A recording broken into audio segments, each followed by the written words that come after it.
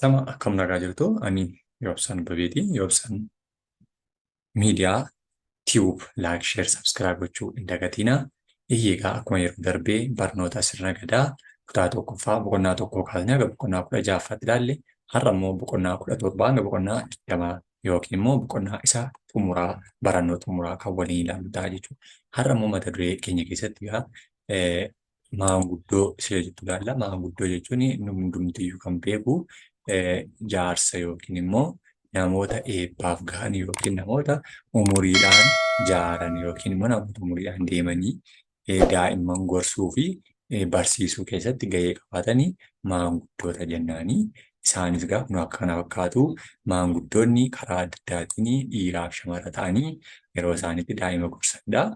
Haati dubartoonni siinqee yookiin immoo ulee kana fakkaattu qabatanii maanguddoonni immoo ulee bokkuu yookiin ulee abbaan gadaa qabatu kana qabatanii kan isaan waliin taa'anii abbaan gadaa gidduu isaanii dubartoonni lamaan immoo gamaaf gama ta'anii ijoolleen immoo gamaaf gamana teesseetu jala ta'anii harka bal'isanii yeroo isaan eebbisan eebbi keessan waa qabatu kan jedhu sana kan isaan fudhataa jiran jechuudha. Haala kanaatiin daa'imman guddisuun maanguddoota ni faarsina yookiin immoo ni kabajna jedhaniitu akka isaan baratan taasisa jechuudha. Inni kan biraan mi'oota ulfoo gadaati. Mi'oota ulfoo jechuun mi'a kabajaa yookiin immoo mi'a akka ulfina yookiin immoo kabaja addaatti ilaalaman keessaa wantoota mi'a ulfoo gadaa jedhaman yookiin immoo mi'a kabajaa jedhaman keessaa inni tokkoffaani kallachadha. Kallacha mi'a ulfoo gadaati. Kallachi ilka arbaa fi sibiila irraa tolfama. Kallacha abbaa eenyutu godhatas abbaa gadaatu godhata. Kallacha jechuun mi'a ulfoo mi'a kabajaa jedhamee kan beekamudha jechuudha. Innis immoo ilkaan arbaa fi sibiila irraati kan inni hojjetamu. Kunooti kan abbaa gadaa yookiin immoo yeroo ayyaanota adda addaa mataa abbaa gadaa irratti abbaan gadaa mataa isaatti godhatee mul'atu jechuudha. Kunooti kunis immoo ulfoo yookiin immoo kallacha jennaan. Kallachi kun immoo ulfoo gadaa keessaa isa tokkodha. Kabaja abbaan gadaa argisiisu yookiin immoo qabaachuu qabu keessaa isa tokko ta'eetu tajaajila jechuudha. Inni kan biraanii alangeedha. Alangee yookiin immoo liichee jennaani. Alangee yookiin liichee jechuun kan fardattiin oofan yookiin immoo kan kabajaaf baattatanii deeman gaafa cidhaa gaafa adda addaa baattatanii deeman liichee yookiin immoo alangee jennaanii jechuudha. Alangeen wantoota adda addaadhaaf kan isheen fayyaddu mi'a ulfoo gadaa taate alangeen gogaa irraati kan isheen qophooftu gogaa roophii irraa kan isheen tolfamtu yookiin immoo gogaa roobii kan jedhamu yookiin roophii yookiin immoo roobii kan jennu kan bineensa bishaan keessa galu sanarraati kan isheen tolfamtu jechuudha. Alangee abbaa gadaatu qabata. Alangee yookiin liincee kunis immoo ilmoo ishee kana kan harka abbaa gadaa irratti abbaan gadaa kun qabatee dhaabbataa jiranii jechuudha. Isheen kun egaa alangee jennaanii. Alangee jechuun ishee kana jechuudha. Kunumaa kanatti harka isaaniirra kan qabatanii jiran akkana dheeratte kan jirtu kun alangee yookiin liichee jedhamti. Xiyyaan kan argisiifamee jiru kana jechuudha. Kanaaf abbaan gadaa liicheen ulee yookiin immoo alangee kabajaa yookiin mi'a ulfoo abbaa gadaa ta'uutiif akkasuma kan qaalluu ta'uutiin kan isheen sirna gadaa Oromoo keessatti tajaajiltuu taatetu kan isheen beekamtudha jechuudha. Inni kan biraanii sirnoota kana keessatti wantoota baay'eedhaan arguu kan dandeenyu inni biraan bokkuudha. Bokkuun kunooti adda kanatti abbaan gadaa kan kaawwatee jiru yookiin kan kallacha walitti dhiyaatudha. Garuu kallacha miti. Kallacha fakkaatti garuu kallacha miti. Mallattoo qaama dhiiraa kan qabaattu yookiin immoo kabaja abbaan gadaa godhachuu qabu yookiin dhiira ta'uuf qofa kabaja shamarrarraa yookiin immoo uumama addaarraa kan adda taasisu kabaja qaama hormaata dhiiraa fakkaattu qabaattu kan abbaan gadaa mataatti kaawwatu yookiin kabaja kooti ulfina kooti jedhee kan inni kaawwatu sun bokkuu jedhamti jechuudha. Bokkuun immoo mi'a ulfoo gadaati. Isheenis bokkuun ejersa irraa kan isheen tolfamtu yookiin muka ejersa jedhamu irraati kan isheen qophooftu. Bokkuun immoo abbaa gadaa fi qaalluu abbaa bokkuutu mataatti kaawwateetu kan gaafa irreechaa gaafa sirni adda addaa gaggeeffamu kan raawwachiisu waliin deemtu bokkuu jedhamti jechuudha. Inni kan biraan kunoo uleedha. ulee abbaan gadaa kaawwatu mataa isheerra bokkuu kan fakkaatu kan qabdu horooroo jennaani. Horooroon mi'a ulfoo gadaati. Horooroon muka horooressaa yookiin harooressa kan jedhamurraa kan tolfamtuu fi harooroo yookiin horooroo nama fuudhetu qabata. Yookiin abbaa gadaa gara dabballee itti galee yookiin dabballeerra gara daa'ima abbaa daa'imaa ta'e doorii isa ta'etu qabataa jechuudha. Abbaa dabballee doorii isa ta'etu ulee kana qabataa jechuudha. Uleen kun immoo maal jedhamti? Horooroo kan jedhamtu muka harooressarraa kan qophooftu ishee kana jechuudha kunoo. Nama fuudhee yookiin immoo nama abbaa dabballee ta'etu jechuudha. Doorii ta'eera jechuudha. Namni kun dooriidha. Abbaa dabballeeti jechuudha. Dabballee mucaasaa kan yeroo taatu kana qabateetu kan inni argamu. Kanaaf horooroo yookiin qo'ee jedhamteetu beekamti. Kunis mi'a ulfoo gadaa keessaa isa tokkoo fi isa duraati jechuudha. Inni kan biraan siinqeedha. Siinqeen mi'a ulfoo gadaati. Siinqeen muka harooressaarraati isheen akkuma kan abbaa bokkuu fi abbaa gadaan qabatan kana yookiin ulee horooroo kan sana siinqaati. Siinqees immoo dubartii heerumteetu qabata. Dubartii heerumtee yookiin immoo dubartii abbaa manaa godhattee dubartii haadha dabballee taateeti jechuudha. Isheen sadarkaa abbaan manaa ishee doorii keessa jirutti kan isheen qabattu mi'a ulfoo keessaa isa tokko siinqee kabaja dubartoonni ittiin araara buusan nagaa buusan jedhamee kan beekamudha jechuudha. Inni kan biraa gutimaalaa jedhama. Gutimaalaan kun mi'a ulfoo gadaati. Gutimaalaan immoo ribuu foon looniirraa tolfama. Gutimaalaan immoo dubartoota gadoomantu mataa irratti godhata yookiin gara gadooma yookiin ba'uuf yookiin xumuruuf jedhan gadaa keessaa ba'uuf warra jedhantu mataatti godhata jechuudha. Warra gadooma yookiin gara xumuraa gahan umurii sirna gadaa keessaa ba'uuf yeroo jedhanii kan isaan godhatanidha. Kunooti isheenis sibiila irraati kan isheen tolfamtu. Sibiila yookiin immoo ribuu foon kan jedhamu foon loonii irraa kan tolfamte keessatti lafee sibiila kan keessatti hojjetamte guutimaalaa jedhamteetu beekamti. Kanas dubartootatu mataatti kaawwatee yeroo gadooma gara xumuraatti deeman sana godhatanii kan isaan mul'atanidha. Inni kan biraan rufadha. Rufa kan mataatti godhatamu yookiin uffata mataatti maratamu. Martoo yookiin martoota jennu kan mataatti martifatamu suni rufa jedhamteetu beekamti. Rufa jechuun kun bifa alaabaa abbaa gadaatiin faayamtee kan mataatti maratamtu jechuudha. Rufa kanas egaa rufni mi'a ulfoo gadaati. Rufni immoo huccuu irraa tolfama. Rufa halluu fi abbaa gadaatu mataatti marata. Rufa yookiin qaalluu gaafa jennu as keessatti qaalluu isa qaallichaa jedhamu yookiin isa waa himu isa waa balleessu isa waa naa kenni jedhu osoo hin taane qaalluu jechuun sirna ittiin bulmaata Oromoo keessatti nama ayyaantuu ta'e nama ayyaana qabu nama kennaa addaa qabu jedhamee nama beekamu malee nama ishee warri qaallichaa jedhamtee beekamtu akka hin taane as keessatti hubachuu qabdu jechuudha. Kanaaf rufa mataatti kaawwateetu kan inni argamu kunoo dubartoota wajjin yeroo jirutti kunoo abbaa bokkuu taansee kunoo rufa isaanii hidhatanii jiru jechuudha mataa mataatti. Shamarran immoo callee yookiin caaccuu mataatti kaawwatanii jiru. Bifa kanaanii jechuudha. Caaccuudha. Mi'a ulfoo gadaati. Caaccuunis gogaa loonii irraa tolfama. Caaccuun dubartii deesseetu harkatti hidhata. Dubartii deesse qofatu harkatti hidhata. Bara ammaa kana garuu durbii hundiyyuu yeroo isaan itti hidhatanii dhiironni tokko tokko illee yeroo isaan godhatan ni argama. Kun safuu cabsuudha. Sababni isaa immoo bifti caaccuu kanaa kunoo kana irratti kan argitan kanadha. Caaccuun kun bifa qaama hormaata dubaraati kan isheen qabdu.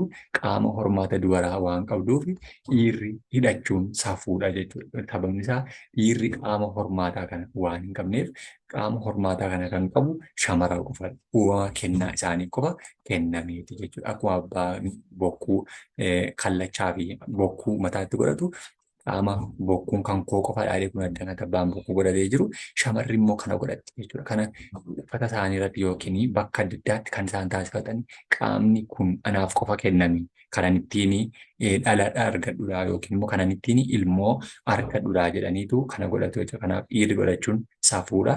Dhiirri kana godhate ani dubaradha yookiin maali qaama akkasiin qaba jechuu mul'isa waan ta'eef yeroo hedduu hubachuuf nu fayyada jechuudha. Caaccuun kun mi'a ulfoo gadaa keessaa isaan tokkodha. Inni kan biraan maxaarii jedhama.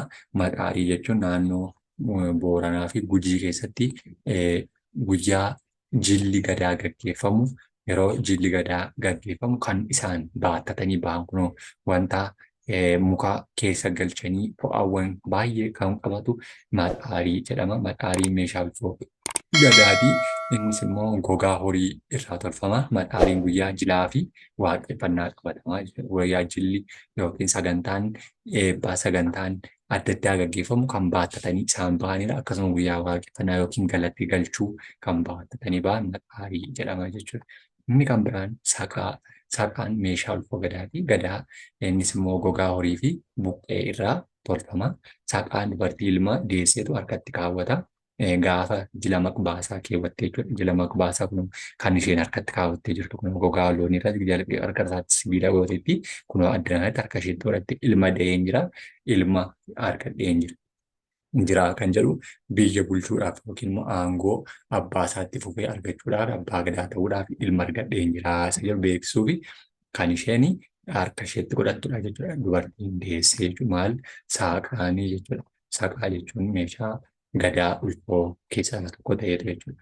Kanaaf sirnoota kana keessatti wantoota kabaja ulfootaa yookiin immoo beekamtii ba'aa argatanii kabaja hawaasicha biratti qaban kabajuu fi jaallachuun maalummaa isaanii beekuun dirqama keenyadha jechuudha. Inni biraa taakkiyyee kan jedhamudha. Taakkiyyee yookiin tokkiyyee jennee kan bakka adda addaatti waamnu yookiin immoo dimbii jedhamee kan beekamu jechuudha.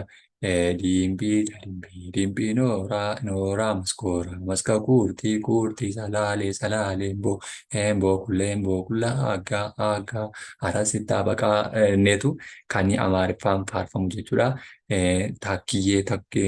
Takkiyyee lamiyyee sadiyyee kan jedhamuun haan isaa waamanidha jechuudha. Naannoo adda addaatti garaagarummaa haa qabaatu iyyuu malee jechuudha. Isa booddee dhumarra tokko kaasaa jira. Addana kana gahee jira jechuudha. Yeroo inni addana gahee bakka inni gahee bakka inni itti gahee jalaa kaafatu yookiin tokko tokkoon jalaa kaasaa deemudha jechuudha. Kanaaf haala kanaatiin waamsa yookiin immoo barnoota tokkiyyee yookiin immoo takkiyyee kana barsiisuu ni danda'ama jechuudha. Inni dhumaa mammaaksa Oromooti. Mammaaksa haala kamiin barsiisuu akka dandeenyudha. Tulluu tokko yaabanii tokkotu mul'ata. Mammaaksadha. Tulluu tokko yaaban tulluu tokkotu mul'ata jedhu tulluun maaliif fagoorra dhaabanne gaafa laallu tokko gadi bu'aa tokko ol ka'aa tokko gadi bu'aa yeroo ol ba'aa deemu tokko argaa deemna. Kun adeemsaan yeroo tokko argeera kan argaa jira kan ammoo gadi bu'ee kan biraa dhabaa jira. Tulluun tokko yaaban tokkotu mul'ata jedheetu kan inni barsiisaa deemudha. Waan lafatti kalan gaalatti fe'anii lafatti waan qopheeffatan maal godhu gaalatti fe'anii kun lafatti qopheessanii duranii fuudhanii gaala ciisaa jirtu irratti fe'aa jiru. Kanaaf mammaaksadha jechuudha. Waan lafatti kalan gaalatti fe'anii waan lafaa qaban ol kaasuu danda'u yookaan immoo ol lafa kaa'an malee ol ka'anii hin fuudhanii isa jedhu wajjin wal fakkaata jechuudha. Jibicha kormaa ta'uu haada irrattu beekanii jibicha korma ta'uu yookiin immoo cimaa isa ta'e haada irrattuu beekanii jennuun hidhaa cimaadhaan jabbiin jalqaba hidhame gaafa guddatus immoo onnee qabaata cimaa ta'a jabaataa ta'a isa jedhu barsiisuudha jechuudha. Kun haada guddaatiin hidhee jira. Maaliif haada xixiqqoo yoo itti hidhan kutuu danda'a waan ta'eef cimaa waan ta'eef jechuudha. Kana barsiisuudhaan mammaaksa barsiisuu ni danda'a. Harki dabaree wal dhiqaa. Harki dabaree wal dhiqaa jechuun harki bitaa mirgi keenya tokkoon isaa qofaa wal dhiqachuu hin danda'u. Garuu walii isaatiin wal dhiquu danda'a. Xurii walirraa baasaa jechuudha. Akkasuma namni kan biraa gargaaruu danda'a. Qaamni tokko qofaa ofiisaa waa hunda raawwachuu hin danda'u. Qaamni wal bukkee dhaabbate wal deeggaruu danda'a. Isa jedhullee barsiisuuf nu gargaaru jechuudha.